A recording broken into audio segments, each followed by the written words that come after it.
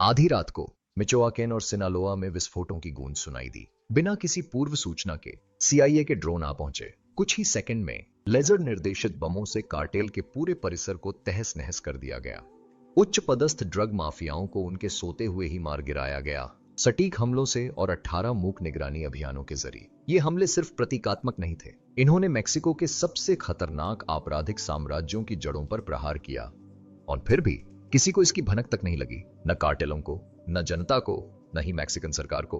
फरवरी 2025 में वॉशिंगटन में बंद दरवाजों के पीछे कुछ असाधारण हुआ। रक्षा विभाग और शीर्ष खुफिया अधिकारियों के साथ हफ्तों तक चली गोपनीय बैठकों के बाद ट्रंप प्रशासन ने संलग्नता के नियमों में बदलाव करने का फैसला किया। अमेरिका अब मैक्सिकन ड्रग कार्टेलों को आपराधिक उद्यम नहीं मानेगा, इसके बजाय उन्हें विदेशी आतंकवादी संगठन घोषित किया जाएगा। यह सिर्फ एक कानूनी कदम नहीं था, यह एक संदेश था और इसके परिणाम भी थे। पदनाम में बदलाव ने उस औजार के भंडार को खोल दिया जो पहले आईएसआईएस और अल कायदा जैसे जिहादी समूहों के खिलाफ कार्रवाई के लिए आरक्षित था। सैन्य स्तरीय हथियार, निगरानी तकनीकें और अप्रतिबंधित ड्रोन हमले अचानक इस्तेमाल के लिए उपलब्ध हो गए। अफगानिस्तान या सीरिया में नहीं, बल्कि अमेरिका की दक्षिणी सीमा पर। सालों से ये कार्टेल बेखौफ होकर काम कर रहे थे और अमेरिकी शहरों में फेंटेनाइल और मेथाम्फेटामाइन की बाढ़ ला रहे थे। अब सरकार उस खतरे का सैन्य बल से सामना करने के लिए तैयार थी। मुख्य कारण दुखद था, लेकिन सीधा साधा। 2024 में 40,000 से ज्यादा अमेरिकी फेंटेनाइल के ओवरडोज से मर जाएंगे। देश भर के समुदाय स्तब्ध रह जाएंगे। अंतिम संस्कार गृह भरे हुए थे। अस्पतालों में भीड़ कम थी। कानून प्रवर्तन एजेंसियों ने अपनी तरफ से हर संभव कोशिश की, लेकिन दवाइयां आती रहीं। प्रशासन ने इन कार्टेलों को न केवल तस्करों के रूप में, बल्कि बिना सीमाओं के सक्रिय सामूहिक हथियारों के रूप में भी देखा। उनका मानना था कि इस प्रवाह को रोकने का एकमात्र तरीका लड़ाई को स्रोत तक ले जाना था। MQ-9 रीपर ड्रोन को प्राथमिक हथियार के रूप में चुना गया। एक दिन से ज्यादा समय तक हवा में रहने में सक्षम हेलफायर मिसाइलों और GBU-12 जैसे सटीक निर्देशित बमों से लैस रीपर ऐसे मिशन के लिए एक आदर्श उपकरण था जिसमें पहुंच और संयम दोनों की जरूरत होती थी। ये ड्रोन मध्य पूर्व में आतंकवाद रोधी अभियानों में कारगर साबित हुए थे। अब इन्हें मिचोआकेन और सिनालोआ में कार्टेल के गढ़ों की ओर मोड़ा जाएगा। खुफिया जानकारी जुटाने का काम महीनों से चल रहा था। ऊंचाई पर स्थित U-2 टोही विमानों और उन्नत उपग्रहों ने कार्टेल के काफिलों का पता लगाया, संचार पर नजर रखी और ग्रामीण इलाकों में छिपी ड्रग प्रयोगशालाओं का पता लगाया। 18 गुप्त निगरानी अभियानों ने पेंटागन के योजनाकारों को वास्तविक समय का डेटा उपलब्ध कराया। जब तक ड्रोन लॉन्च किए गए, तब तक उनके पास सटीक निर्देशांक थे। हमले रात के समय के लिए निर्धारित किए गए थे। अधिकारियों का मानना था कि इस समय पर नागरिक हताहत कम होंगे और आश्चर्य का प्रभाव अधिकतम होगा। जब ड्रोन मैक्सिकन हवाई क्षेत्र में घुसे तो कोई चेतावनी नहीं दी गई। कुछ ही क्षणों बाद कार्टेल परिसरों में विस्फोटों की गूंज सुनाई दी। फेंटेनाइल प्रीकसर रखने वाले गोदाम आग के गोले में बदल गए। कार्टेल के वरिष्ठ नेताओं द्वारा इस्तेमाल किए जाने वाले सुरक्षित ठिकानों को मलबे में तब्दील कर दिया गया। यह अभियान तेज, घातक और बेहद समन्वित था। हालांकि इस सुनियोजित हमले में भी प्रशासन जोखिमों से वाकिफ था। मेक्सिको ने हमलों को मंजूरी नहीं दी थी। किसी संयुक्त अभियान की घोषणा नहीं की गई थी। हालांकि लक्ष्य कार्टेल से जुड़े थे, फिर भी हमले संप्रभु क्षेत्र में हुए। पेंटागन के अंदर कुछ लोगों ने राजनयिक मंजूरी के बिना आगे बढ़ने के खिलाफ चेतावनी दी। उन्हें बदले की कार्रवाई या वर्षों से चले आ रहे सुरक्षा सहयोग के टूटने का डर था। दूसरों का तर्क था कि निष्क्रियता की कीमत बहुत ज्यादा होगी। कार्टेल पहले से ही मेक्सिको को अस्थिर कर रहे थे। अब वे हजारों अमेरिकियों को मार रहे थे। उनका कहना था कि अब और इंतजार करने से और ज्यादा मौतें ही होंगी। अंततः राजनीतिक गति ने इस निर्णय को अंतिम रेखा तक पहुंचाया। अमेरिका में जनमत बदल चुका था। ओपियोइड संकट से प्रभावित परिवारों ने न्याय की मांग की। सांसदों ने साहसिक कदम उठाने का आह्वान किया और जब कार्टेलों को आतंकवादी करार दिया गया तो सेना के पास उन पर हमला करने के लिए सभी आवश्यक अधिकार थे। जो कभी कानून प्रवर्तन का मुद्दा था, वह अब युद्ध का मैदान बन गया है। आलोचकों ने तुरंत चिंता जताई। उन्होंने स्थापित की जा रही मिसाल पर सवाल उठाए। क्या मैक्सिकन गिरोह वाकई आतंकवादी थे? नागरिकों को नुकसान पहुंचने का खतरा क्या है? क्या यह एक व्यापक क्षेत्रीय संघर्ष का रूप ले सकता है? हालांकि समर्थकों ने इसे एक जरूरी बदलाव माना। कार्टेलों ने सैन्य स्तरीय हथियारों का इस्तेमाल किया। उन्होंने सरकारों को भ्रष्ट किया। उन्होंने अंधाधुंध हत्याएं की। हर मायने में वे आतंकवादी संगठनों की तरह व्यवहार कर रहे थे। उनके अनुसार नए नामकरण ने एक क्रूर वास्तविकता को स्वीकार किया था। सैन्य कमान केंद्रों के अंदर माहौल केंद्रित लेकिन तनावपूर्ण था। ड्रोन पायलटों ने उड़ान योजनाओं में आखिरी क्षणों में हुए बदलावों की समीक्षा की। खुफिया विश्लेषकों ने लक्ष्य पैकेजों की दोबारा जांच की। कानूनी टीमों ने यह सुनिश्चित किया कि हर हमला नए नियमों के अनुसार हो। देर रात को प्रक्षेपण के आदेश आए। जल्द ही दर्जनों ड्रोन हवा में उड़ते हुए चुपचाप अपने निशाने की ओर बढ़ रहे थे। स्थानीय समयानुसार सुबह 2:13 बजे पहला बम सिनालोआ में एक संदिग्ध कार्टेल हथियार डिपो पर गिरा। कुछ ही मिनटों बाद एक दूसरे ड्रोन ने मिचोआकेन के जंगलों में छिपी एक मैथ लैब पर हमला किया। सूर्योदय तक 10 जगहों पर हमला हो चुका था। निगरानी ने कई दूसरे विस्फोटों की पुष्टि की जो गोला बारूद की मौजूदगी का संकेत थे। कार्टेल संचालकों के बीच रेडियो पर बातचीत बंद हो गई। मिशन को सफल घोषित कर दिया गया। फिर भी नुकसान की खबरें आने लगीं। पास का एक घर आंशिक रूप से नष्ट हो गया। उड़ते हुए मलबे से एक बच्चा घायल हो गया। मैक्सिकन मीडिया ने कई नागरिकों के हताहत होने की खबर दी है। हालांकि ये रिपोर्टें असत्यापित थीं, फिर भी मेक्सिको सिटी में आक्रोश भड़क उठा। राष्ट्रपति शीनबाम की सरकार को इसकी कोई चेतावनी नहीं दी गई थी। कुछ ही घंटों के भीतर वह राष्ट्रीय टेलीविजन पर हड़ताल की निंदा करती दिखाई दी। इसे राष्ट्रीय संप्रभुता पर हमला माना गया। वॉशिंगटन में अधिकारी अडिग रहे। उन्होंने जोर देकर कहा कि नुकसान को कम से कम करने के लिए हर संभव प्रयास किया गया है। उन्होंने खुफिया जानकारी, निगरानी फुटेज और सटीक निशाना लगाने का हवाला दिया, लेकिन उन्हें पता था कि इसका नतीजा जरूर आएगा। नीतिगत हलकों में इस बात पर बहस छिड़ गई कि क्या यह सफलता कूटनीतिक कीमत चुकाने लायक थी। इस बीच घायल तो हुए, लेकिन टूटे नहीं। कार्टेल अपनी अगली चाल की योजना बनाने लगे। जैसे जैसे हमलों का असर सीमाओं के पार पहुंचा, एक नया और खतरनाक सवाल सामने आया। कार्टेल कैसे जवाबी कार्रवाई करेंगे और अमेरिका आगे क्या करेगा? मैक्सिकन कार्टेलों पर अमेरिकी ड्रोन हमलों ने मैक्सिकन सरकार की ओर से तत्काल और तीव्र प्रतिक्रिया उत्पन्न कर दी। राष्ट्रपति क्लाउडिया शीनबाम ने लाइव टेलीविजन पर राष्ट्र को संबोधित किया। उनका लहजा दृढ़ और दृढ़ था। उन्होंने हमलों को मैक्सिको की संप्रभुता का घोर उल्लंघन बताया। यह बयान देश के आक्रोश को दर्शाता है। उन्होंने अंतर्राष्ट्रीय समुदाय से इस कृत्य की निंदा करने का आह्वान किया और तर्क दिया कि किसी भी देश को बिना सहमति के इस तरह के हस्तक्षेप का सामना नहीं करना चाहिए। उनका भाषण केवल एक विरोध प्रदर्शन नहीं था, बल्कि मैक्सिको की अपनी स्वतंत्रता की रक्षा के दृढ़ संकल्प की घोषणा थी। कार्टेल गतिविधियों को रोकने के उद्देश्य से किए गए इन हमलों ने एक तीव्र राष्ट्रीय प्रतिक्रिया को जन्म दिया। अगले कुछ दिनों में मैक्सिको ने शीनबाम के शब्दों को पुष्ट करने के लिए निर्णायक कदम उठाए। सरकार ने विदेशी सैन्य कार्रवाइयों के विरुद्ध सुरक्षा को मजबूत करने के लिए संवैधानिक संशोधनों का प्रस्ताव रखा। इन बदलावों से हवाई क्षेत्र तक पहुंच सीमित हो जाएगी और मैक्सिको की धरती पर किसी भी बाहरी कार्रवाई के लिए अनुमति की आवश्यकता होगी। सांसदों ने तात्कालिकता की भावना से प्रेरित होकर तुरंत कदम उठाए। साथ ही मेक्सिको ने संयुक्त राज्य अमेरिका के साथ अपने खुफिया साझाकरण समझौतों को निलंबित कर दिया। इस कदम ने मादक पदार्थों की तस्करी के खिलाफ लड़ाई की एक महत्वपूर्ण कड़ी को तोड़ दिया, जो संयुक्त प्रयासों पर काफी हद तक निर्भर थी। शीनबाम ने स्पष्ट किया कि मेक्सिको अपनी शर्तों पर विदेशी हस्तक्षेप से मुक्त होकर कार्टेलों का सामना करेगा। यह निर्णय स्वायत्तता का एक साहसिक दावा था, लेकिन संसाधनों और समन्वय की मांग करने वाली इस लड़ाई में जोखिम भी थे। हमलों से पहले मेक्सिको और अमेरिका ने एक मजबूत साझेदारी बनाई थी। तस्करी और हिंसा रोकने के लिए मेक्सिको ने सीमा पर 10,000 सैनिक तैनात किए थे। उसने अकेले 2024 में 29 कार्टेल संदिग्धों को प्रत्यर्पित भी किया था, जो विश्वास और सहयोग का प्रतीक था। ड्रोन हमलों ने उस प्रगति को पल भर में ही ध्वस्त कर दिया। शीनबाम ने इसे मेक्सिको के प्रयासों का अनादर माना, एक ऐसा एकतरफा फैसला जिसने इस लड़ाई में उसकी भूमिका को नजरअंदाज कर दिया। उनके प्रशासन ने आगे के सभी प्रत्यर्पणों को रोककर एक ऐसी प्रक्रिया को रोक दिया जो द्विपक्षीय सुरक्षा की आधारशिला रही थी। यह बदलाव एक महत्वपूर्ण मोड़ साबित हुआ, जिसने संकेत दिया कि मेक्सिको अब अमेरिकी दबाव के आगे नहीं झुकेगा, चाहे इसके लिए कार्टेल नेताओं के लिए न्याय में देरी ही क्यों न हो। जनता की प्रतिक्रिया भी उतनी ही जबरदस्त थी। मैक्सिको सिटी में हजारों लोग सड़कों पर उतर आए। उनका गुस्सा विरोध प्रदर्शनों में बदल गया। उन्होंने अमेरिकी झंडे जलाए और वॉशिंगटन से तथाकथित साम्राज्यवाद के खिलाफ नारे लगाए।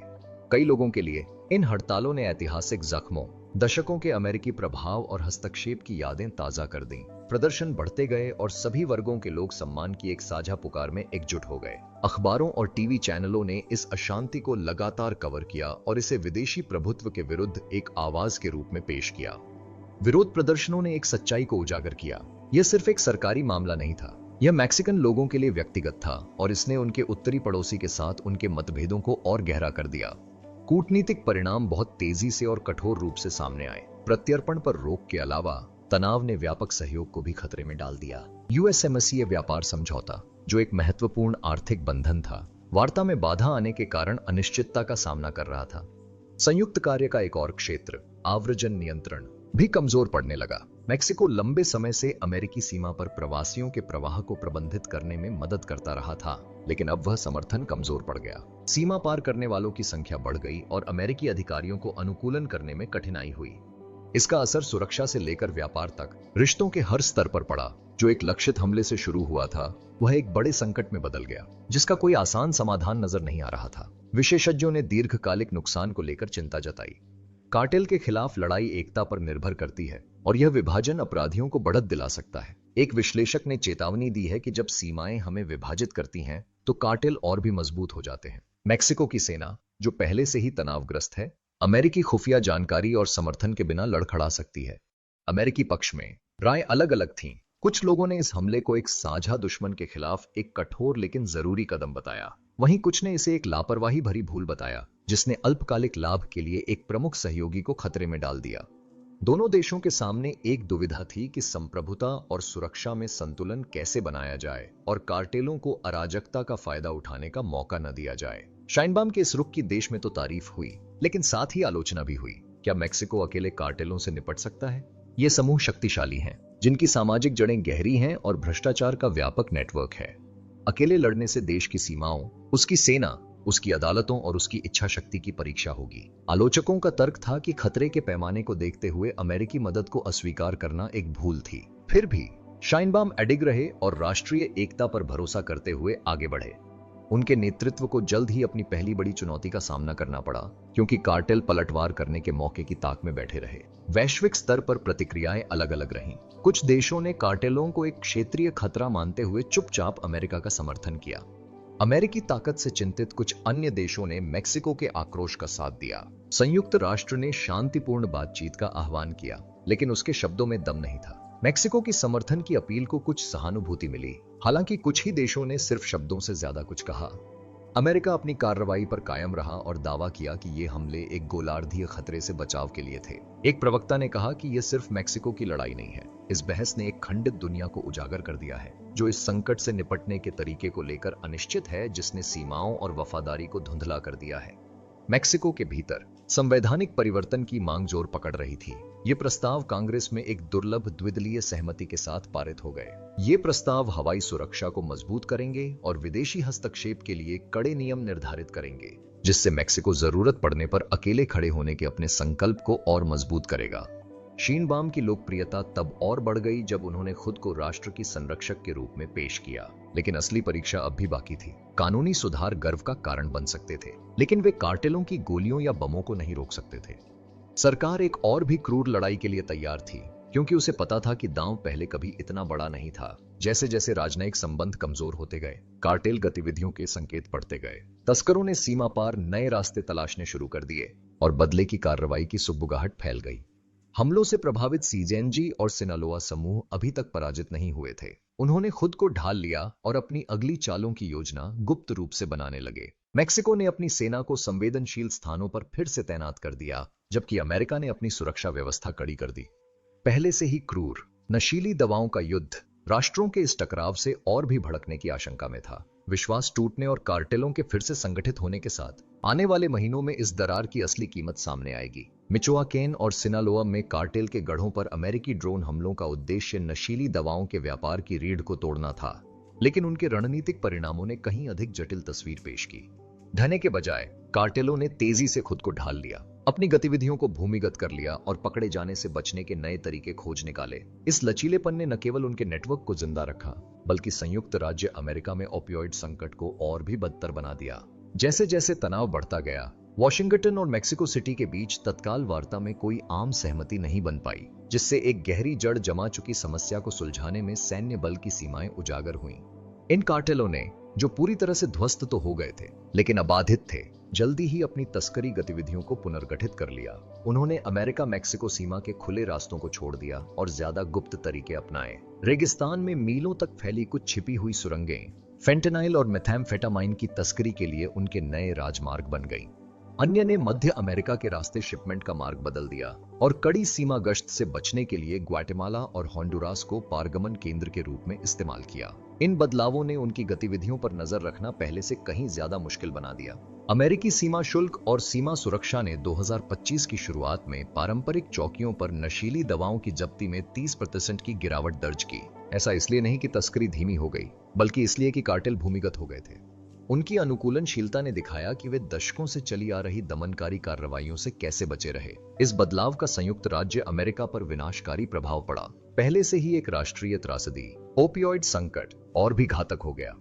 2024 में 80,000 से ज्यादा अमेरिकी फेंटेनाइल से जुड़ी ओवरडोज से मारे गए, जिनमें से ज्यादातर का संबंध मैक्सिकन कार्टेल से था। हमलों के बाद विशेषज्ञों ने और भी ज्यादा मौतों की भविष्यवाणी की। 2005 के अनुमानों के अनुसार ओवरडोज से 92,000 मौतें होंगी, और यह वृद्धि कार्टेल की नई, पता लगाने में मुश्किल आपूर्ति लाइनों के कारण होगी। शिकागो और फिलाडेल्फिया जैसे अस्पतालों ने आपातकालीन कक्षों में आने वाले लोगों की संख्या में भारी वृद्धि, कर्मचारियों की कमी और संसाधनों की कमी की सूचना दी। दवाइयां यूं ही नहीं आ रही थीं, वे अभूतपूर्व गति से समुदायों में पहुंच रही थीं। परिवारों ने शोक मनाया और स्थानीय नेताओं ने संघीय मदद की गुहार लगाई। लेकिन कार्टेलों की नई रणनीति पारंपरिक बचावों से कहीं ज्यादा कारगर साबित हुई। तस्करी पर लगाम लगाने में इस हमले की नाकामी ने एक कड़वी सच्चाई उजागर कर दी। सिर्फ सैन्य कार्रवाई से नशीली दवाओं का व्यापार नहीं रुक सकता था। एक विस्तृत रिपोर्ट में विदेश संबंध परिषद ने तर्क दिया कि ड्रोन हमले केवल अल्पकालिक व्यवधान पैदा करते हैं। कार्टेल मांग, भ्रष्टाचार और आर्थिक हताशा पर फलते फूलते हैं, जिनमें से किसी का भी समाधान बम नहीं कर सकते। उनके विकेंद्रीकृत ढांचे ने उन्हें तेजी से फिर से संगठित होने में मदद की, जहां निचले स्तर के कार्यकर्ता गिरे हुए नेताओं की जगह ले लेते हैं। रिपोर्ट में चेतावनी दी गई थी कि मेक्सिको में गरीबी और अमेरिका में नशे की लत जैसे मूल कारणों से निपटने के बिना इस तरह की कार्रवाइयां समस्या को केवल कहीं और ले जाएंगी। यह विश्लेषण थिंक टैंकों में भी दोहराया गया और विशेषज्ञों ने एक व्यापक रणनीति का आग्रह किया, जिसमें सामाजिक और आर्थिक सुधारों के साथ प्रवर्तन को भी शामिल किया जाए। इस बीच मध्य अमेरिका के माध्यम से कार्टेलों के नए मार्गों ने व्यापक प्रभाव पैदा किए। ग्वाटेमाला और होंडुरास, जो पहले से ही कमजोर शासन व्यवस्था से जूझ रहे थे, को बढ़ती हिंसा का सामना करना पड़ा क्योंकि कार्टेल उनके इलाकों में घुसपैठ कर रहे थे। मुनाफे के लिए लालायित स्थानीय गिरोहों ने सिनालोआ और सीजेएनजी समूहों के साथ गठजोड़ कर लिया और शांत कस्बों को तस्करी के अड्डे बना दिया। इस विस्तार ने क्षेत्रीय स्थिरता को प्रभावित किया और सरकारें इससे निपटने के लिए पूरी तरह तैयार नहीं थीं। अमेरिका ने इन देशों को सहायता की पेशकश की, लेकिन कार्टेलों के अरबों डॉलर के राजस्व के सामने यह एक बूंद के समान थी। संगठित अपराध को कमजोर करने के लिए किए गए इन हमलों ने अनजाने में इसे पड़ोसी देशों में और गहराई तक धकेल दिया, जिससे भू राजनीतिक परिदृश्य जटिल हो गया। कूटनीतिक मोर्चे पर अमेरिका और मेक्सिको ने इस स्थिति को नियंत्रित करने के लिए कड़ी मेहनत की। मार्च 2025 में वॉशिंगटन में आपातकालीन वार्ता शुरू हुई, जिसमें शीर्ष राष्ट्रीय अधिकारियों ने तनाव कम करने के लिए बैठकें की। ये चर्चाएं तनावपूर्ण रहीं और इनमें गहरी असहमतियां भी रहीं। मेक्सिको ने अमेरिका पर बेतहाशा आक्रामकता का आरोप लगाते हुए तर्क दिया कि इन हमलों ने वर्षों से चल रहे संयुक्त नशा विरोधी प्रयासों को कमजोर कर दिया है। अमेरिका ने जवाब दिया कि मेक्सिको द्वारा कार्टेलों पर लगाम लगाने में नाकामी के कारण उसे मजबूर होना पड़ा। प्रगति रुक गई क्योंकि दोनों पक्ष संकट के लिए एक दूसरे को जिम्मेदार ठहराते हुए अपनी अपनी जगह डटे रहे। वार्ता से लीक हुए एक झापन से पता चला कि केवल एक ही समझौता हुआ, समन्वित उपायों पर विचार करने की एक अस्पष्ट प्रतिबद्धता। इस स्पष्टता की कमी ने दोनों देशों को निराश कर दिया, जिससे आगे का रास्ता अनिश्चित हो गया। वार्ता की धीमी गति ने और भी गहरे अविश्वास को दर्शाया। मेक्सिको को अमेरिका की एकतरफा कार्रवाई से धोखा महसूस हुआ, जबकि अमेरिकी अधिकारी कार्टेलों के प्रति मेक्सिको की नरमी को देखकर अधीर हो गए। इस विभाजन ने उस साझेदारी को कमजोर कर दिया जो कभी सीमा पार सहयोग का एक आदर्श उदाहरण थी। मेरिडा इनिशिएटिव जैसे कार्यक्रम, जिसने 2008 से मेक्सिको के नशा विरोधी प्रयासों के लिए $3 अरब का निवेश किया था, को परिणामों में कमी के कारण जांच का सामना करना पड़ा। दोनों पक्ष जानते थे कि विश्वास बहाली में समय लगेगा, लेकिन समय एक ऐसी विलासिता थी जिसे कोई भी वहन नहीं कर सकता था। कार्टेलों ने कमजोरी भांपकर इस दरार का फायदा उठाकर अपनी गतिविधियां बेरोकटोक बढ़ा दी। अमेरिका को घरेलू स्तर पर भी इसके दुष्परिणाम भुगतने पड़े। इन हमलों को लेकर जनता की राय में भारी मतभेद हो गए। कुछ अमेरिकियों ने, खासकर ओवरडोज से प्रभावित समुदायों ने, इस आक्रामक कदम का स्वागत किया। उन्होंने इसे एक निर्दयी दुश्मन के खिलाफ लंबे समय से अपेक्षित हमला माना। सांसदों और वकालत समूहों सहित अन्य लोगों ने इस कार्रवाई की आलोचना करते हुए इसे अदूरदर्शी बताया। उन्होंने बढ़ती मौतों और मेक्सिको के साथ तनावपूर्ण संबंधों को विफलता का सबूत बताया। सीमावर्ती राज्यों में विरोध प्रदर्शन भड़क उठे, जहां निवासियों को कार्टेल के प्रतिशोध का डर था। अप्रैल 2025 में हुए एक गैलप सर्वेक्षण से पता चला कि 52% अमेरिकियों ने हमलों का समर्थन किया, लेकिन 60% अनपेक्षित परिणामों को लेकर चिंतित थे, जो दर्शाता है कि देश नशीली दवाओं के खिलाफ युद्ध कैसे लड़ा जाए इस पर विभाजित है। सैन्य दृष्टि से अमेरिका ने कार्टेलों की नई रणनीतियों का मुकाबला करने के लिए अपनी रणनीति में बदलाव किया। पेंटागन ने सीमा पर ड्रोन निगरानी बढ़ा दी और सुरंगों की गतिविधियों पर नजर रखने के लिए ग्लोबल हॉक विमान तैनात किए। जमीनी टीमें जमीन भेदी रडार से लैस छिपे हुए रास्तों की तलाश में जुट गईं। इन प्रयासों से कुछ सफलताएं मिली। मई 2025 तक टेक्सास में 3 बड़ी सुरंगें खोजी गईं और उन्हें नष्ट कर दिया गया, लेकिन समस्या का दायरा भयावह था। कार्टेलों ने अधिकारियों की पहुंच से भी तेजी से सुरंगें बनाई, अक्सर सस्ते श्रम और अस्थायी इंजीनियरिंग का इस्तेमाल करके। अमेरिका ने मध्य अमेरिकी सेनाओं को नए तस्करी मार्गों को बाधित करने के लिए प्रशिक्षित भी किया, लेकिन उन देशों में भ्रष्टाचार के कारण परिणाम सीमित रहे। यह लड़ाई एक अंतहीन खेल बनती जा रही थी। आर्थिक रूप से ये कार्टेल मजबूत बने रहे। उनका अनुमानित वार्षिक मुनाफा, जो $30 अरब था, उन्हें किसी भी कार्रवाई से बचने के लिए संसाधन प्रदान करता था। उन्होंने कानून प्रवर्तन एजेंसियों से आगे रहने के लिए एन्क्रिप्टेड संचार और डिस्पोजेबल ड्रोन जैसी नई तकनीकों में निवेश किया।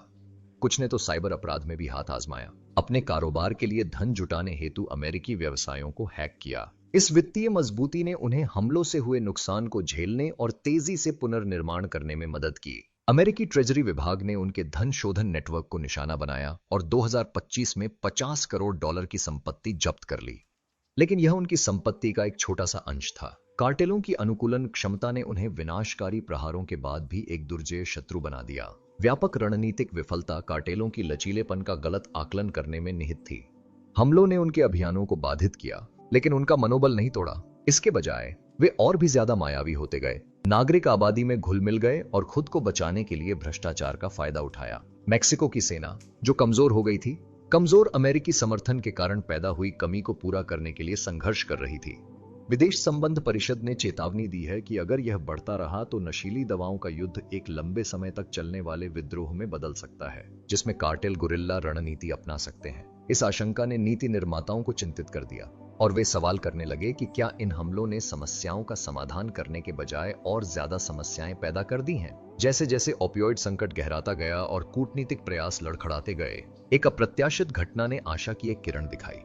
एक अनुवर्ती अभियान जल्द ही एक ऐसी सफलता हासिल करने वाला था जो संतुलन बदल सकता था, लेकिन इसकी कीमत बहुत कम लोगों ने सोची होगी। मैक्सिकन कार्टेल पर अमेरिकी ड्रोन हमलों ने मादक पदार्थों की तस्करी के खिलाफ लड़ाई में एक साहसिक वृद्धि को चिह्नित किया, लेकिन इसके बाद एक गंभीर सच्चाई सामने आई। अकेले सैन्य शक्ति इस युद्ध को समाप्त नहीं कर सकती। हमलों ने कार्टेल के गढ़ों को ध्वस्त कर दिया, प्रमुख नेताओं को मार डाला और लाखों बुनियादी ढांचे को नष्ट कर दिया। फिर भी कार्टेलों ने नए तस्करी मार्गों और रणनीतियों के साथ खुद को ढाल लिया और भी गहरे अंधेरे में धंसते चले गए। इस लचीलेपन ने संयुक्त राज्य अमेरिका में एक और भी घातक ओपियोइड संकट को जन्म दिया, जिसके अनुमान के अनुसार 2025 में ओवरडोज से 90,000 से ज्यादा मौतें होंगी। इस ऑपरेशन ने बल प्रयोग की सीमाओं को उजागर किया, यह दिखाते हुए कि बम, लाभ और हताशा में जड़े नेटवर्क को बाधित तो कर सकते हैं, लेकिन उसे ध्वस्त नहीं कर सकते। कूटनीतिक रूप से इन हमलों ने एक महत्वपूर्ण साझेदारी को तनावपूर्ण बना दिया। राष्ट्रपति क्लाउडिया शीनबाम के नेतृत्व में मेक्सिको की तीखी निंदा ने महत्वपूर्ण सहयोग को रोक दिया।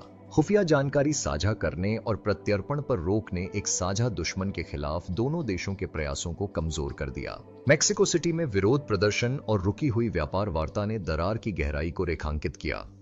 हालांकि अमेरिका का लक्ष्य अपने नागरिकों की रक्षा करना था, लेकिन उसने एक ऐसे पड़ोसी को अलग थलग करने का जोखिम उठाया जिसका सहयोग उसके लिए बेहद जरूरी है। यह नतीजा हमें याद दिलाता है कि एक तरफा कार्रवाई, चाहे कितनी भी नेकनियति से की गई हो, सालों के विश्वास को एक ही रात में तोड़ सकती है। रणनीतिक रूप से इस ऑपरेशन के अनपेक्षित परिणाम सामने आए।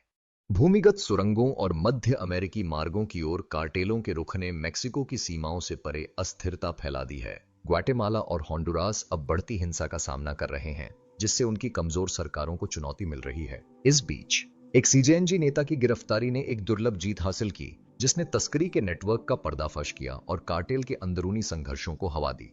लेकिन इसकी एक कीमत चुकानी पड़ी। मेक्सिको में हिंसा बढ़ी और अधिकारियों के लिए और भी ज्यादा क्रूर संघर्ष हुआ। इन हमलों ने साबित कर दिया कि लक्षित प्रहार भी बाहरी रूप से फैल सकते हैं और पुरानी समस्याओं को जितनी तेजी से सुलझाते हैं, उतनी ही तेजी से नई समस्याएं भी पैदा कर सकते हैं। आगे देखें तो रास्ता चुनौतियों से भरा है। कार्टेलों की अनुकूलन क्षमता दर्शाती है कि वे इस तूफान का सामना कर लेंगे जब तक कि नशीली दवाओं की मांग और व्यवस्थागत भ्रष्टाचार पर ध्यान नहीं दिया जाता। व्यापक रणनीति के बिना ड्रोन हमले एक महंगे विकर्षण का कारण बन सकते हैं, जिससे संकट के बढ़ने के साथ ही क्षणिक जीत मिल सकती है।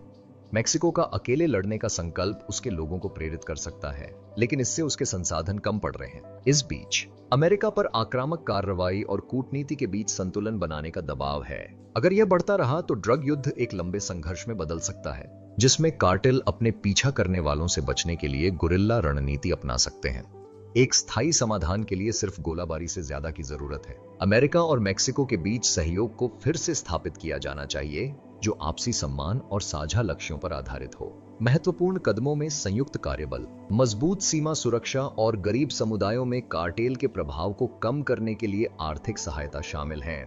मांग को कम करने के लिए धन शोधन और व्यसन उपचार कार्यक्रमों को बाधित करने हेतु कानूनी सुधार इस संकट की जड़ों को संबोधित कर सकते हैं। इन प्रयासों के लिए धैर्य और विश्वास की आवश्यकता है, जो गुण अब कमजोर हैं। दोनों देश सैन्य सटीकता को आर्थिक और सामाजिक रणनीतियों के साथ मिलाकर कार्टेलों को हमेशा के लिए कमजोर करने की उम्मीद करते हैं। ड्रोन हमलों ने इस लंबे युद्ध में एक नया अध्याय खोल दिया है, लेकिन उनकी सफलता इस बात पर निर्भर करती है कि आगे क्या होता है। दोनों देश दोराहे पर खड़े हैं और गहरे संघर्ष और सतर्क साझेदारी के बीच चुनाव कर रहे हैं।